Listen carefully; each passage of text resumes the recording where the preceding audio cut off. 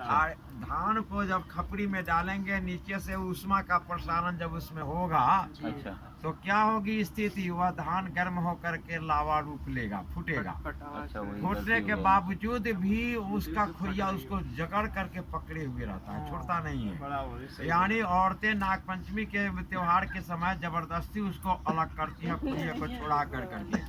इच्छा नहीं होती है उसके खोइया को उस लावे से अलग होने का, है ना।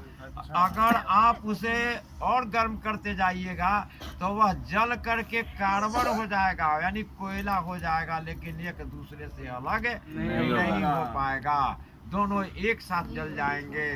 तो उसी तरह से आपको यह बात ध्यान में रखनी होगी कि चाहे मेरे जीवन में किसी तरह की बात क्यों नहीं हो, ऐसी स्थिति परिस्थिति में भी हम दोनों कभी एक दूसरे से अलग नहीं होंगे।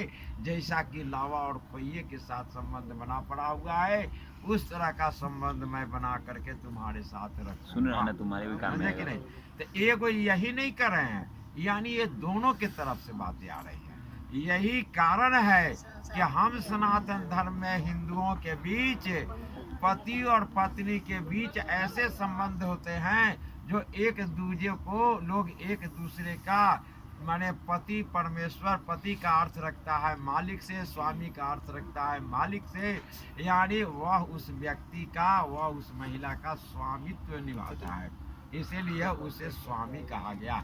स्वामित्व का अर्थ होता है उसका भरण पोषण, कपड़ा लत्ता, भोजन, सारी व्यवस्थाएं, पूजन अर्चना, फल फूल, आहार व्यवहार, सारी व्यवस्थाएं करनी पड़ती है।